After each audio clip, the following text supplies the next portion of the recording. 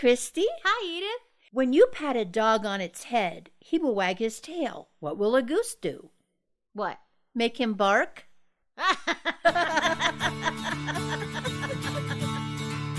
I'm Christy. And I'm Edith.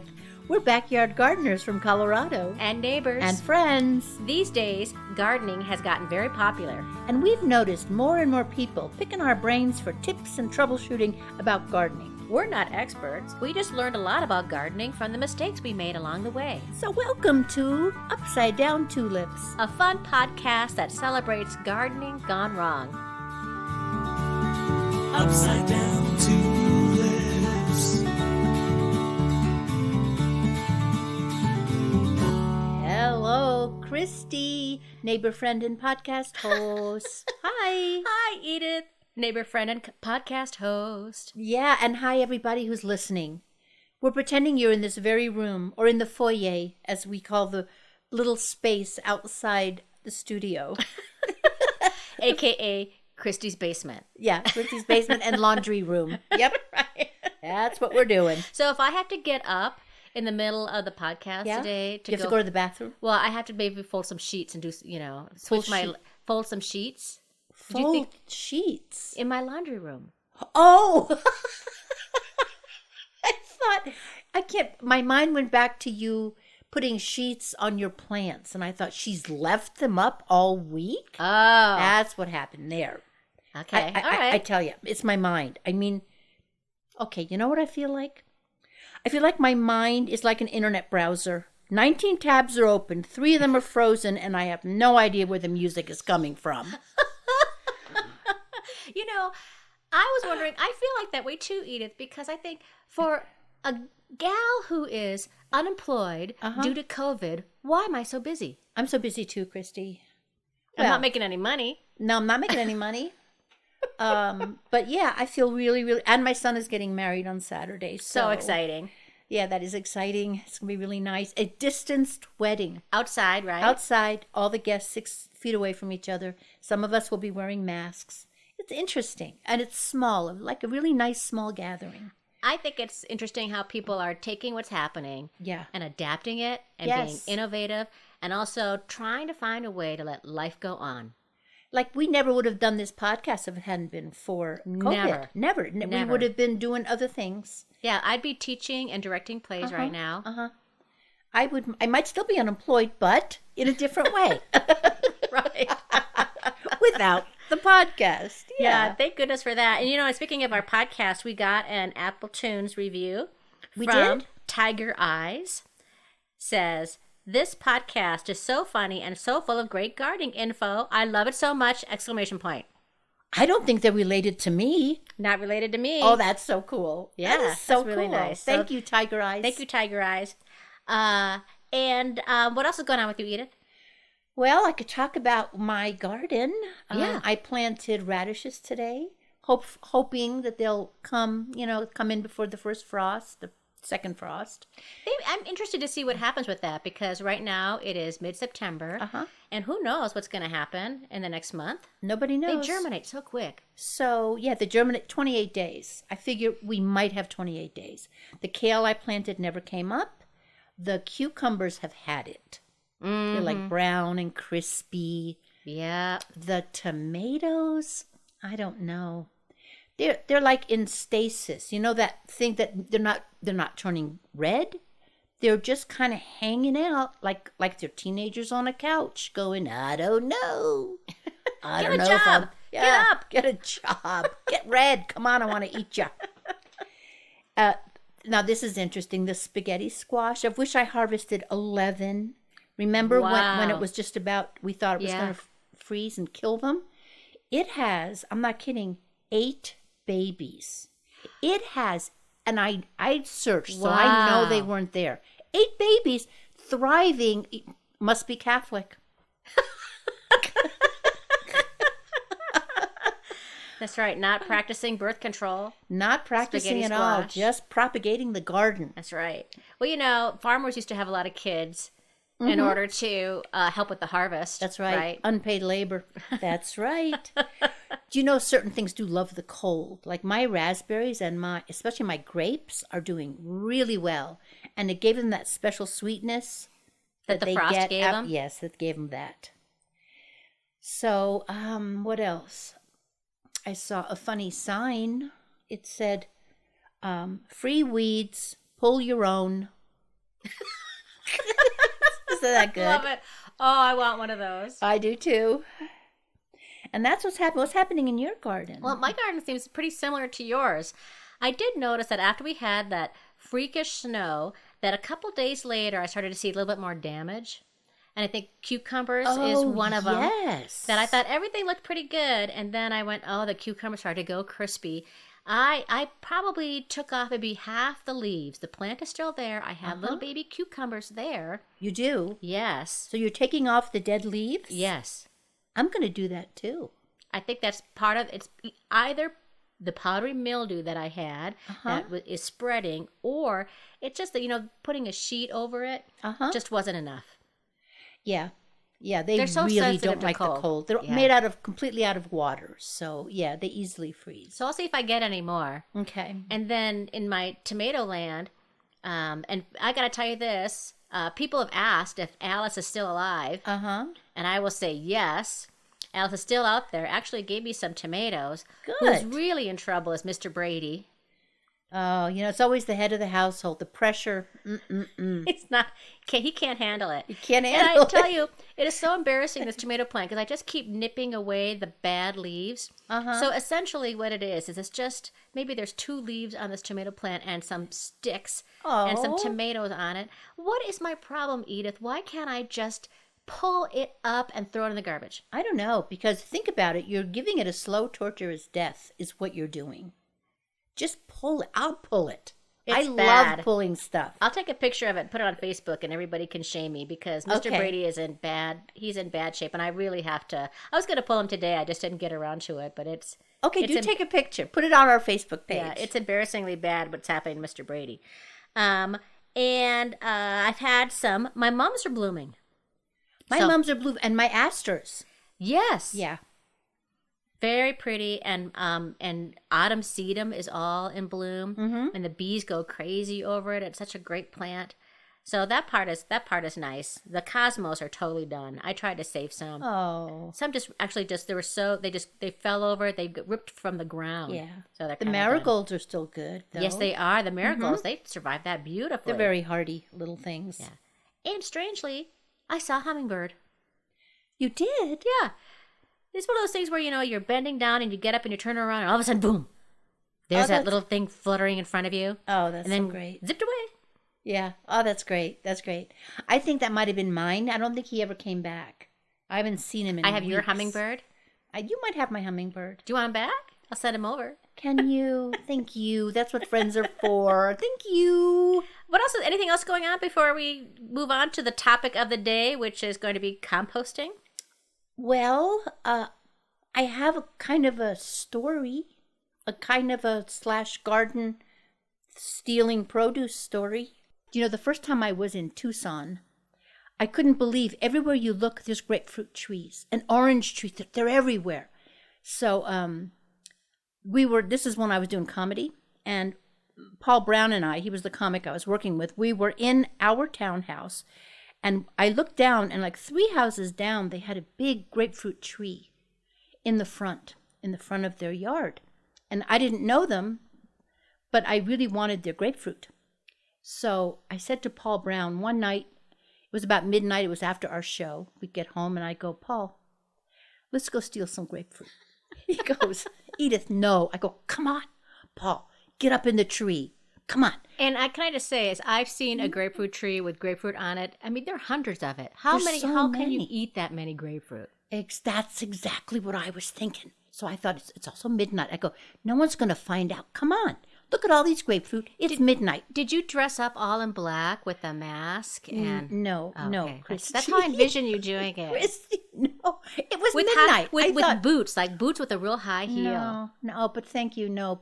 I did not look like Catwoman to steal a grapefruit, but that's okay. So there I am. I talk him into being up in the tree. And lo and behold, we see this couple coming down the sidewalk, headed for us. I'm standing there with a bag. he's up in the tree. And sure enough, it's their tree. Of course it is. Oh, man. And I'm like, and I look up into the tree and I go, here, kitty, kitty, kitty, kitty, kitty.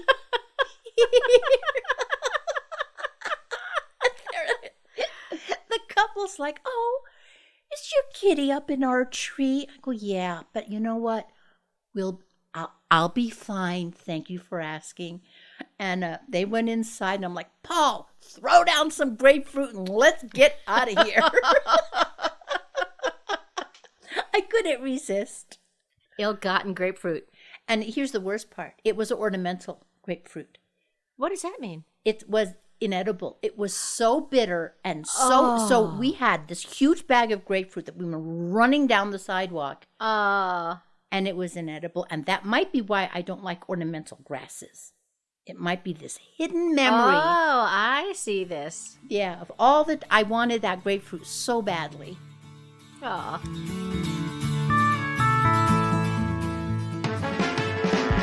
Hi, I'm Alexa Trebek, and I'm your host for Upside Down Tulips Jeopardy. Let's meet our contestants. Last week's winner, Darla. Hi, I'm Darla, and I won last week. And the contestant in the middle. Hi, I'm Dave, and I'm an alcoholic. We all are, Dave. Thanks, 2020. I'm Blair. I'm the CEO of a multi-million-dollar tech company. Good luck, contestants. Now let's play. The categories are things we've learned on Upside Down Tulips. Wait, there's just one category? Is no one else seeing this? I see two categories, unless I'm just seeing double. Darla, you're in command of the board. I'll take upside down tulips for 100, Alexa. The answer is, what comprises 20% of a person's diet? Dave. What are martini olives? No. Darla? What are seeds? Yes. My buzzer is broken. I buzzed in. Didn't you hear me buzz in? Is no one else hearing me buzz in? Don't hit it so hard, Blair. Darla? I'll take upside down tulips for 200. The answer is dog vomit slime mold. Dave. What happens when I barf on my dog? No. Darla? What is a harmless fungi? That is correct. I'm a harmless, fun guy. Darla, you're in command of the board. I'll take upside down tulips for 300. The answer is plump things with a navel. Dave. Who is Blair? Hey, No, Dave, that's incorrect. why do I have to be next to Dave? Darla? What is a tomato? That is correct. Blair, stop banging your buzzer. It's broken. I've been buzzing in every time. We're going to take a break, folks. If you listened to Upside Down Tulips, you would have known these answers. Buzzer, die. So until we come back, maybe you want to listen to the latest episode of Upside Down Tulips. Oh, I do. Edith, are you ready to decompose? Yes. Oh, good line. Well, you know, some people don't like to talk about compost Why? because it's degrading. See, I threw a little extra joke in You there. see, I just walked right into it. I actually thought you were going to be serious. Okay. Okay, that was a good one. Let's talk about it. Let's talk about compost. I've been composting for 20 years. How about you? Yeah, I've been composting for over 20 years. I love composting. It's miraculous, isn't it? It's the miracle of life itself. I mean, how does the forest, for example, nourish itself through billions of years? The earth has been composting Yeah. for millions of years. It's the most natural thing that you can do. If you compost, you don't need artificial fertilizers. You just don't. Did you know, Edith, that in Mesopotamia, which is now Iraq, about 10,000 years ago, is the first record of people composting? Really? They noticed that their plants grew better where there was manure and started deliberately putting manure on their soil when they planned to cultivate their crops. Wow. I totally believe that. It used to be people saw things because they were outside all the time. They weren't having, they weren't just looking at their phones or, You know what I mean? They were doing their own experiments outside in the garden. Yeah. There are also references to composting manure and straw in ancient Chinese writings and in early Hindu texts. The Greeks, Egyptians, and Romans all practiced compost making, taking straw from animal stalls and burying it in cultivated fields. Wow. There are references to composting manure and straw in the Old Testament. There are? In the Talmud. You wouldn't happen to have any quotes, would you, about that? I don't. Okay. I don't either. But I do have a Bible in the next room. Just wait. Just pause and let me go look it up.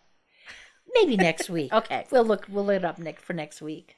Here's some more interesting trivia about composting. And I also want to say I got a lot of this from a great website called Carry On Composting. Because as I've mentioned before, when people are into composting, they're really into it. Yeah, they are. I love this one. The Egyptians were early composters. Cleopatra, in 50 BC, declared worms sacred after observing their composting abilities, and she enacted laws to make the removal of earthworms from Egypt a crime punishable by death. Wow.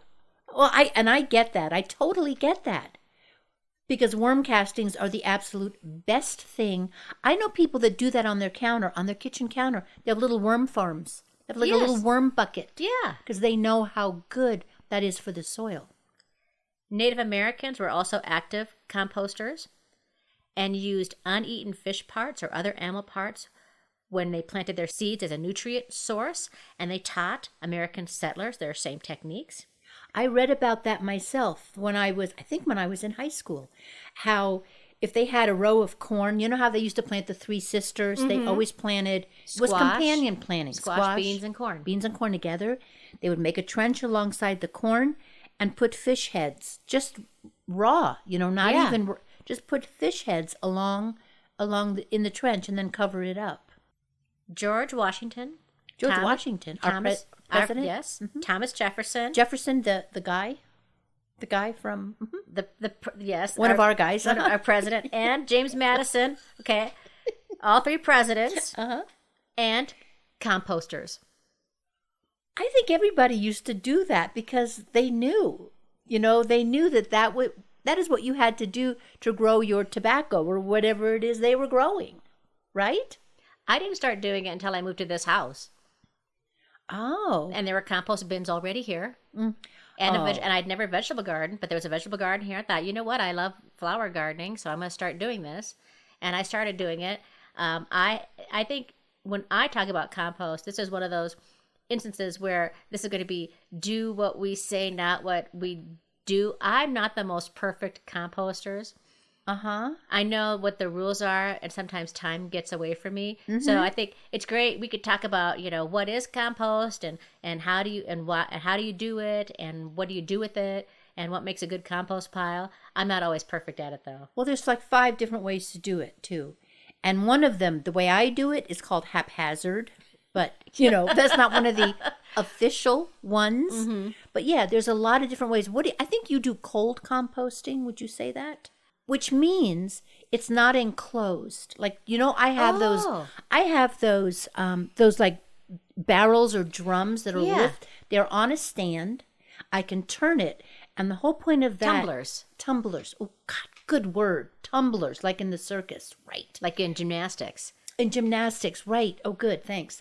But anyway, so the whole point of that is it's supposed to get very, very hot. It cooks, as they say. Yes. And the reason that is advantageous, it speeds up the process. A good compost pile can get up to 160 degrees. Yes, in the middle, especially if you have fresh things in there. Yeah, mine is outside in 3 different bins, and it'll freeze over the winter. And mine, I doubt it ever gets that hot. This is what I mean about being haphazard, because if it did get that hot, the seeds in there would be sterilized, and I wouldn't get volunteers all over my garden like I do, because I do put seeds in there. Yes, if it gets hot enough, then you'll get rid of the. I don't mind the volunteers. So tell me how. Unless do you have more trivia? No, I'm done with my trivia. Okay. God, I was really into that trivia. So why don't you tell me your process for how you do it out there? Well, I have 3 bins. Originally, they were made out of pallets with some chicken wire. So you can, a lot of people like 3x3 or 5x5. You don't want it much smaller. You don't want it much bigger. One bin will be, that's mostly ready to go. The middle bin will be almost ready to go. And then the other bin will be for new material. That's the one that you keep. And then you just rotate, right? You just rotate. Yes. So when the one empties because you use it, then the middle one will be ready. Oh, that's great. It's really, I wish people realized how easy and natural composting is. And you don't really need that much room. Really, you just need about 4 feet. You do, and you can compost inside, like you just said. And if you're going to compost outside, the best bulk, the volume of it should be about 3x3. I think that's what mine is. That's exactly what it should be, so that it can, it can work. It can all work together. And I remember last week when you said you used to teach your kids that the garden wants to live. And I think that's also true of compost, that organic materials want to break down into compost. So we're just helping out a natural process. If organic material didn't break down, we would have how many billions of corpses? You know what I mean? Things just naturally ashes to ashes, yes. Man. And the other thing about it is that people are so used to putting their food scraps and so on either in the garbage or in the water supply. That's ridiculous. That's such a waste. Did you know that about a quarter of households of leaves and grass and food scraps end up in the landfill, which creates more methane gas because landfills don't break things down as quickly as compost. So that if everybody compost more, we would be able to help climate change and the earth warming. Yeah, absolutely. It can take 15 years for your leaves to fully compost in a landfill, as opposed to 6 weeks, or if it's me, a year. Well, and when you think about it, when I see people raking the leaves, so right away, vigorous rake, the leaves are falling, and then they put them in bags and they throw them away. And I kind of go a little crazy. I'm like, if you would just leave that, now this I guess doesn't work if you have a lawn, but if you would just leave that protects some of the stuff in the wintertime. Yes. It shelters insects. It nourishes the ground. It will decay. It always has. Wants to. It wants to.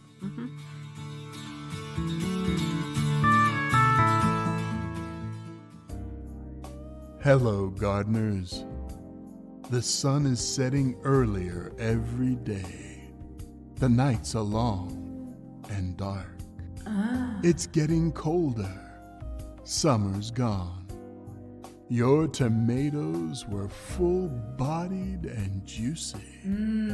Your melons were heavy and ripe and looked good. But summer's done now. Now, it's all about the root vegetables. Parsnips, rutabagas, and carrots.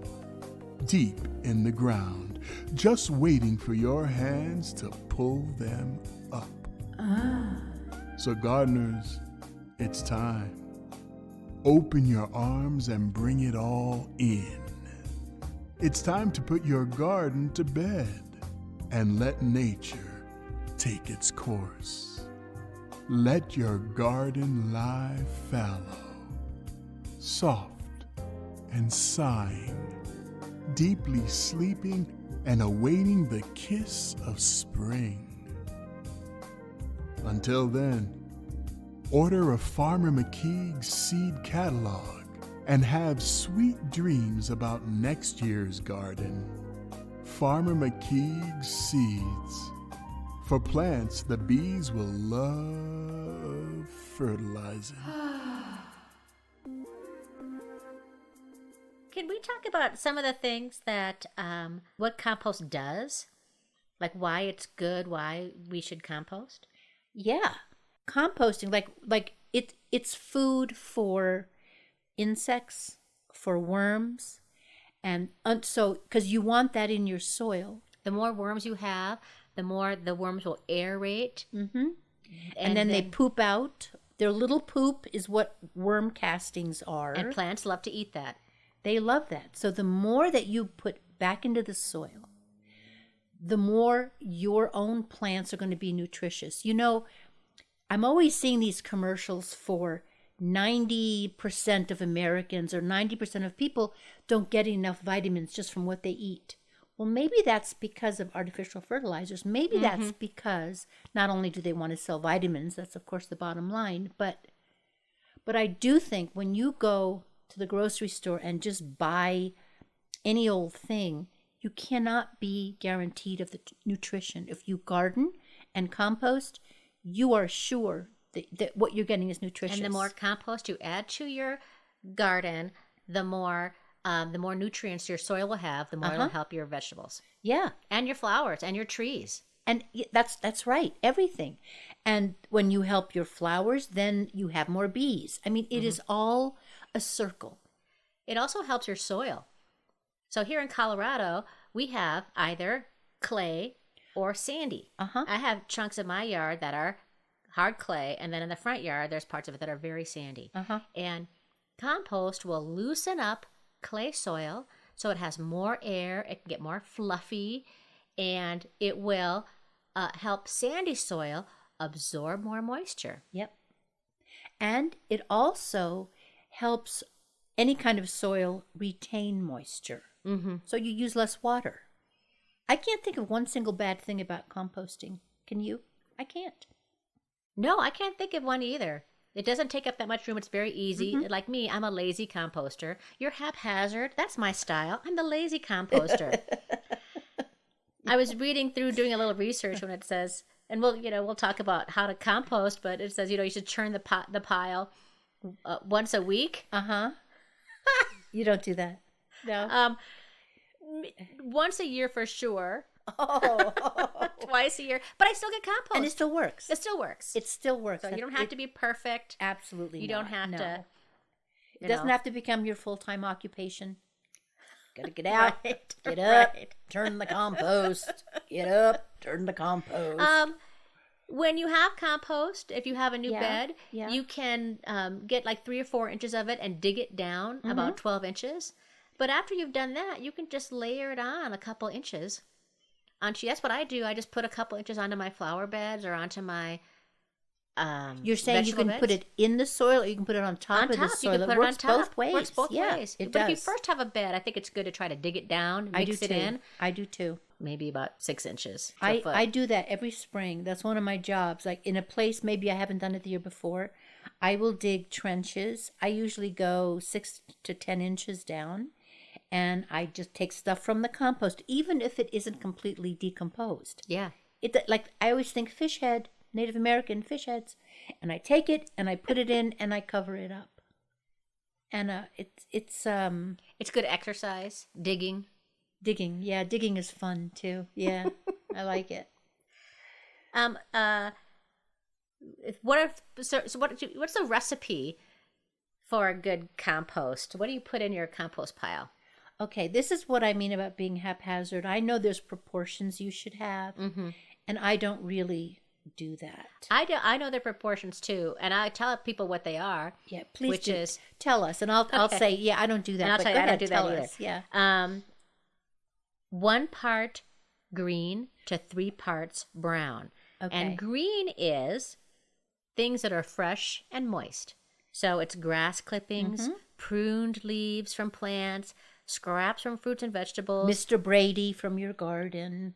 No, he's going in the garbage. Oh, I was making a joke. Yeah, Mr. Brady's not going to, he's not going to make it. Someday I think Alice. he has a fungus. Maybe Alice. Someday. Maybe Alice. Yeah. Eggshells. Coffee grinds. Tea bags. And then, you can compost feathers and hair. Wow. I have to go check out my bags of feathers that I've not been knowing what to do with. What am I going to do with all these feathers? And then 3 parts brown.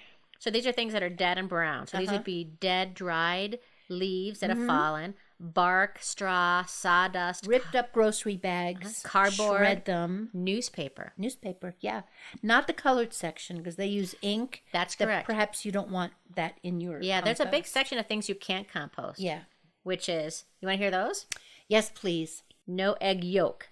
Huh, no egg yolk. Maybe it doesn't say egg white's okay, but I guess egg white's okay. Okay. Meat, Uh-huh. oil, grease, Uh-huh. pet waste, rice, cheese, bones, bread, diseased plants, which is why Mr. Brady is not going into my compost pile. Chrissy, I have to admit, I put bread and I put pasta in mine. I do. Oh, interesting. Well, I mean, what is bread? It's wheat that once grew in the field. So I do it. That's what I do. Darn it, I just go ahead and do it. Okay. Yeah. You know, some people don't put in food scraps because they think it's going to attract animals. Oh. I got to say, I've not noticed it in my yard. I think it depends on where you live, too. Oh, that's a good point. Like skunks. If you have skunks in the neighborhood, they will sniff something out even if it's under the ground. And yeah, I don't we have have skunks. We get skunks in our yard. How do we have skunks and you don't just 3 blocks away? Because I sent them over here because you took my hummingbird. You're also not supposed to compost wood or coal ash. And you're right, coated newspaper or pizza boxes. Oh, that's interesting. Because of the grease Because and of the the grease. cheese. Because of the grease. You know, there's one kind of composting that you can actually compost cheese, meat, you can all kind. I just found out about this. Do you know about this? No. It's in a bucket. It is called, let me see, I took notes. Bokashi Composting. It's anaerobic, which means no oxygen. And in 2 to 3 weeks, you know what it uses as a base? It uses spent beer grains, which means they have been fermented. Yeah. So since they've already been fermented, they will decompose and ferment your table scraps and anything that you put in there. I know. That makes total sense to me. Me too. I used to actually put beer in my compost pile. Oh, I do that too. Cheap beer. Yeah. Old, Oh, yeah. Or old beer. Yeah. I mean, I wouldn't like open a bottle and then give it to the compost, partying with my compost today, but I would, if I didn't finish the beer. But this bokashi is done in a 5-gallon bucket. So anybody can do it anywhere. And could you do that inside? Or does it have to be outside, do you think? I think you could do it inside. I do, yeah. I'll put it up on, we'll put it up in the dictionary. Oh, that's a great idea. Put it in the dictionary if you're interested because it sounds wonderful. I've never done it, but I happen to know somebody who works in a brewery. Hello, my daughter, Gretchen. So she's going to get some of those. Oh, what a great experiment. Yeah, we should both try that. Yeah, let's both try it. And that's just a reminder to folks that if we ever have any terms or you want to know more information about our episodes, you can just go to our website, upsidedowntulips.com, and we've got a lot more information there. Yes. Anything. Almost anything. I'll say that. Okay, a couple more things about a good compost pile. You got to keep it wet. Good. Yes, don't let it dry out. It's supposed to be like a damp sponge. Yeah. So not too wet, not too dry. Exactly. The microbes that are eating and breaking down the compost pile will need a certain amount of moisture. Yes. And then as they break things down, then the compost pile will get hotter. Yeah. Good. Thanks for saying that. I forgot all about the water business. And some people will layer things in. A lot of people layer things in. They like the layering thing. Like so a some cake. green, some brown. I will also, when I do a big turn of my compost pile and I'm adding new things in, I'll put a couple shovels of compost in it.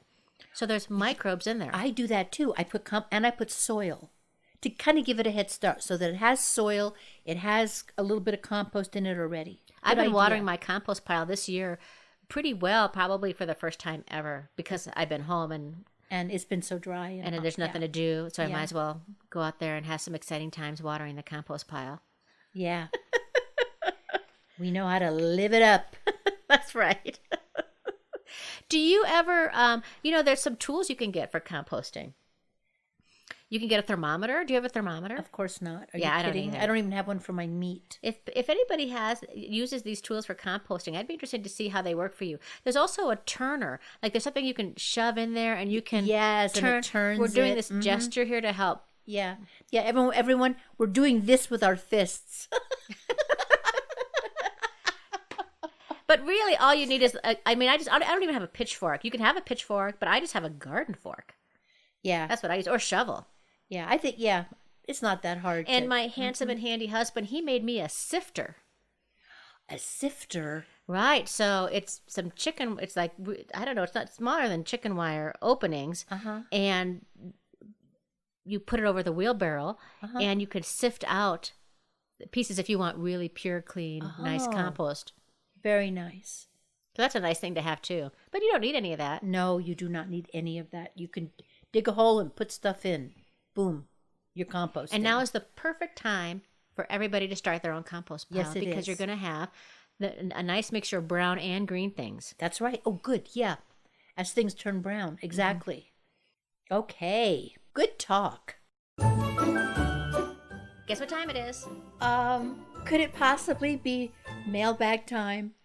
Yes, it is, Edith. It's mailbag. Ring, ring. So we have a letter from Chad from Denver. We've had trumpet vines in both our houses in the Denver metro area, and never once have they produced flowers for us. They both have southern exposure and get adequate water, though I don't think we've ever fed them. It hurts our hearts to go driving down a street and see a trumpet vine in someone's alley all the way to the top of a light pole in full bloom. Oh. What can you tell us that will help us? A nurseryman a few years ago told me that these vines need to have shallow roots, and he threatened to dig up and replant our current vine, but somehow I don't think that sounds like the problem. Wow. You know what? I don't have a trumpet vine. I don't know, but you have a lot of very healthy looking trumpet vines. I have it all over the house. Yeah. And I have a huge hedge of it along a fence that sort of grows like grapevines in a way. Beautiful. Ironically, I can't, even if I wanted to, I couldn't get rid of it. Well, what do you think that they need? Here's what I know about trumpet vine. It can be a lack of sunlight. They do like a lot of sun. So if it's planted in a shady area, it can get leggy and the plant can reach for sunlight. So I think you need like a good 8 to 10 hours of sunlight. If the plant is young, it's not going to produce flowers. It takes a couple years for it to produce flowers. Also, too much fertilizer can make it not bloom. Yeah. It just can make it get a lot of green leaves, but not to have flowers on it. It's the same with morning glories. Oh, that's true They say never fertilize your morning glories. You'll just get all those beautiful flowers won't be there. And the last thing I could recommend to Chad is that if you prune at the wrong time of year, you're not going to get any blooms. Oh. Because trumpet vine blooming occurs on new growth of the current year. So if you prune on it, do it over the winter or an early spring, and that will allow new growth to be undisturbed and let the trumpet vine bloom. That makes perfect sense, Christy. So, Chad, let us know how it goes for you next year. Yeah, I get plant envy too. I do too. Oh, it's horrible. I'm that way with hydrangeas. Oh, I know you are. They really have a hole in your heart, those do. hydrangeas. Man. And peonies. I love peonies so much. Thanks, Chad. Thank you, Chad. And folks, we want to hear your stories. So please feel free to write to us. Write us at upsidedowntulips@gmail.com or go to our website. We want to hear your gardening stories, your composting stories, your stealing grapefruit stories. Your a change of life stories? I don't know. Your tomatoes gone bad stories. How are your cucumbers doing? Yeah. Just help us out here, okay? And now it's time for our inspiration for the week. Oh, good. This quote is by J.C. Ralston, and he was a major force behind the horticultural renaissance in the U.S. nursery industry. He was intensely dedicated to his craft. He is credited with introducing and promoting more plants into contemporary horticulture than anyone else during the latter part of the 20th century. And here's what he says. Okay. If you're not killing plants, you're not really stretching yourself as a gardener.